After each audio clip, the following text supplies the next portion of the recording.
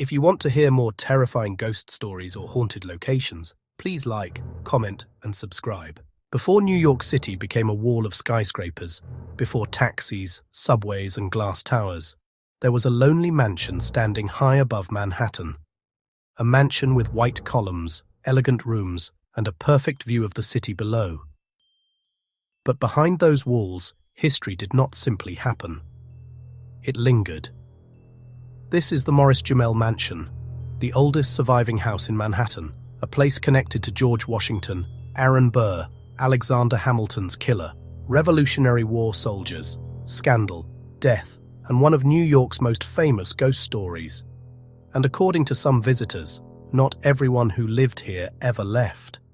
The story begins in 1765. At the time, northern Manhattan was not the crowded city we know today. It was countryside, hills, fields, dirt roads, forests, and estates owned by some of the wealthiest families in colonial New York. British military officer Roger Morris built the mansion as a summer home for himself and his wife, Mary Phillips Morris. And Mary was no ordinary woman. Before she married Roger Morris, legend says Mary Phillips had once caught the eye of a young George Washington. Some stories claim Washington may have even considered courting her.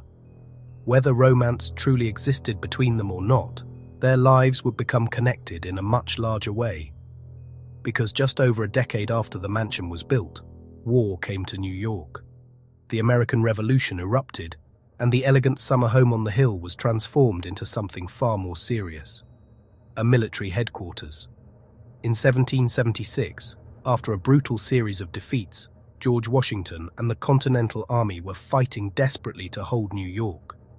The British had the numbers, the ships, the supplies, and the power. Washington needed a strategic position.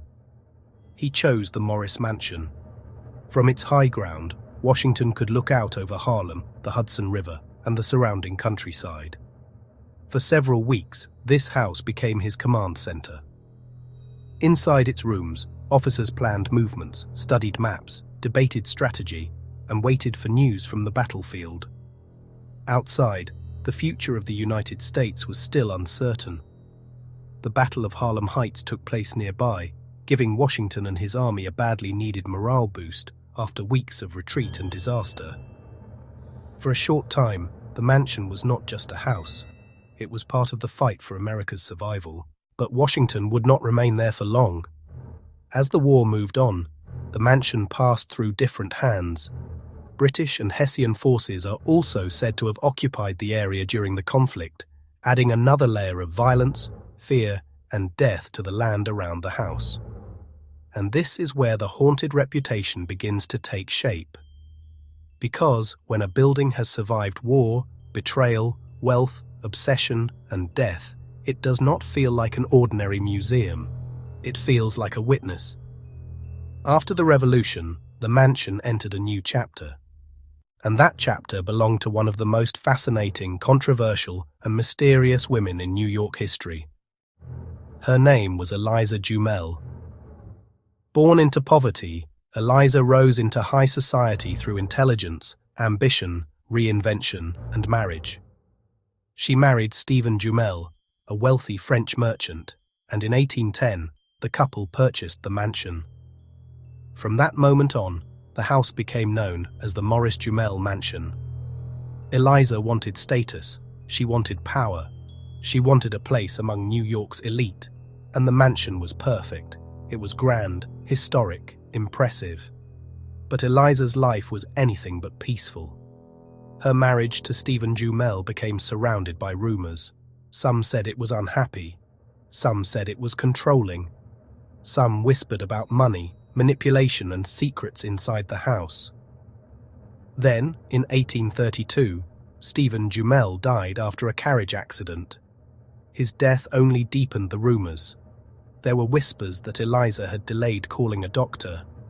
There were darker accusations that she had somehow benefited from his death. No proof ever confirmed these claims, but in old New York society, rumors could become a second shadow. And Eliza already had many shadows following her. Then came the next twist. In 1833, Eliza Jumel married Aaron Burr. Yes, that Aaron Burr, the former Vice President of the United States, the man who killed Alexander Hamilton in a duel. By the time Burr married Eliza, he was old, controversial, and financially ruined. Eliza was wealthy, sharp, and fiercely protective of her fortune. The marriage was a disaster. Burr allegedly spent her money recklessly. Eliza quickly turned against him, and the two separated. She filed for divorce, and according to legend, the divorce was finalized on the very day Aaron Burr died in 1836. So inside one mansion, you have George Washington, the American Revolution, the man who killed Alexander Hamilton, a wealthy widow surrounded by scandal and decades of rumors. That would already be enough for one historic house. But the Morris-Jumel Mansion has something else. Ghosts. The most famous spirit said to haunt the mansion is Eliza Jumel herself. Visitors and staff have reported strange experiences for decades. Footsteps when no one is walking, doors opening or closing on their own, cold spots in rooms that should be warm, the feeling of being watched from the staircase or from an empty doorway. And then there are the sightings. Eliza is often described as an elegant female apparition, sometimes wearing clothing from the 1800s. Some reports place her near the staircase. Others place her inside the mansion's rooms, as if she is still inspecting the property she fought so hard to control in life. One of the most famous stories involves a group of schoolchildren visiting the mansion.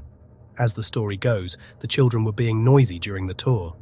Then, suddenly, a woman in old-fashioned clothing appeared and told them to be quiet. The children obeyed, but when the staff was asked who the woman was, no one could identify her. No employee had been dressed that way. No guide had spoken to the children. Some believed the mysterious woman was Eliza Jumel herself, still acting as mistress of the house.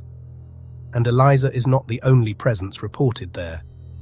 Some visitors claim to have seen the ghost of a soldier, possibly connected to the Revolutionary War. Others have reported unexplained voices, as though conversations from another century are bleeding through the walls. There are stories of a servant girl haunting the mansion, tied to tragedy and sorrow. There are reports of figures vanishing at the edge of vision, sudden chills in specific rooms, and the overwhelming sensation that the mansion is occupied even when it stands empty. But what makes Morris-Jumel so unsettling is not just the ghost stories. It is the weight of the people who were there. Imagine standing in a room where George Washington once planned military strategy, while the future of America hung by a thread. Imagine walking into the parlor where Eliza Jumel, one of the most ambitious women of her time, entertained guests, protected her wealth, and built a life out of reinvention. Imagine knowing Aaron Burr, already infamous for killing Hamilton, once walked those same floors as Eliza's husband. This house does not need legends to feel haunted. The history alone is heavy enough, and yet the legends continue. The mansion has attracted paranormal investigators, ghost hunters, historians, and curious visitors for years. Some come for the architecture. Some come for Washington. Some come for Burr. But many come for Eliza. Because Eliza Jumel's story has everything a ghost story needs.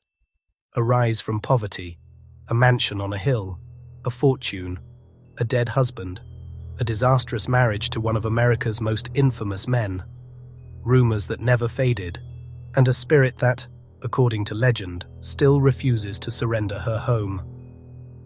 That may be the real reason the Morris-Jumel Mansion feels so powerful.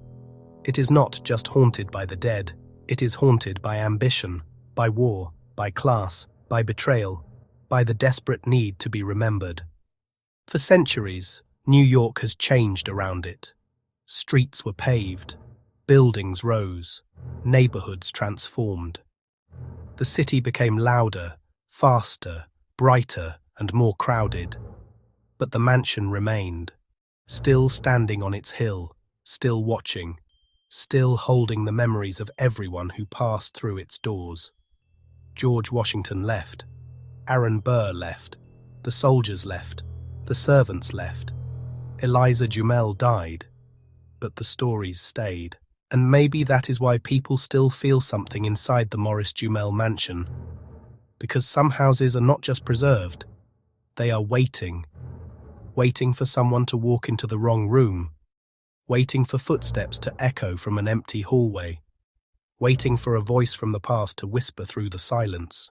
And if the legends are true, Morris-Jumel is still there, still elegant, still proud, still guarding the mansion that became her kingdom. So the next time you think of haunted New York, do not just think of abandoned hospitals, old cemeteries, or dark tunnels beneath the city. Think of a white mansion in Upper Manhattan, a mansion older than the United States itself, a mansion where presidents, soldiers, millionaires, and ghosts all left their mark. The Morris-Jumel Mansion is not just one of New York's most historic homes. It may also be one of its most haunted. And in a city that never sleeps, maybe that old house on the hill never truly rests either. If you enjoyed this haunted history, make sure to like, subscribe, and follow for more chilling stories from America's most mysterious places. Because sometimes, the scariest locations are not hidden in the dark. Sometimes, they are preserved in plain sight.